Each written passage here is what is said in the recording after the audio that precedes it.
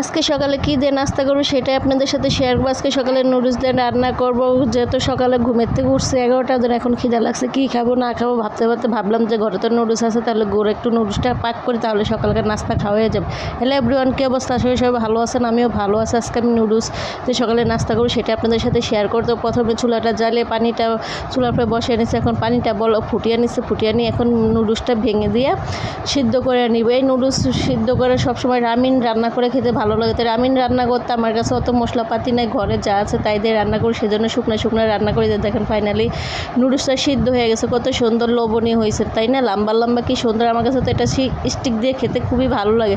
তো এর মাঝে আবার পেঁয়াজ মরিচ সবগুলো কেটে নিয়েছে, আপনারা তো দেখছেন পেঁয়াজ মরিচ সব কেটে নিয়েছে পরিমাণ মতো। যেহেতু এটা রামিনেরই নুডলস একটু ঝাল ঝাল থাকে, জন্য মরিচের পরিমাণটা কম দিয়ে 3টা মরিচ দিয়েছি, ছোট্ট একটা পেঁয়াজ দিয়ে এখন এটা ভালো করে ব্রাউন কালার করে ভেজে নিব। ভেজে নিয়ে তারপরে এখানে একটা ডিম ফাটাইয়া নিব। ডিম ফাটাইয়া নিলে কি হয়, খুবই ভালো লাগে আমার কাছে। ডিম আনাম গোটা গোটা দেওয়ার থেকে ডিমটা ভাঙিয়ে নুডলসের সাথে মিক্স করে দিলে তাহলে খুবই মজা লাগে।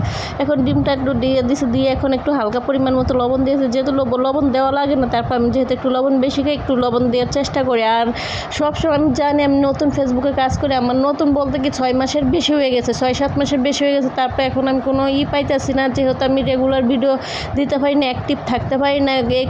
এখন দিই তখন তো দিই না, কালকে দিলে পরশু দিন দিই না, আর প্রতিদিন একটা ভিডিও দিই।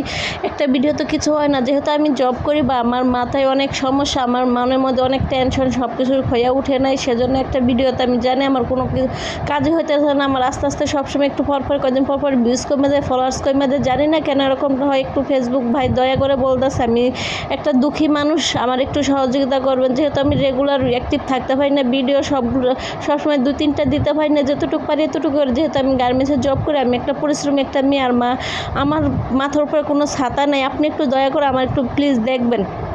তো কথা বলতে বলতে নুডলসটা রান্না করে হয়ে গেছে, এখন ঘরে নিয়ে এসে এখন পরিবেশন করে খাবো।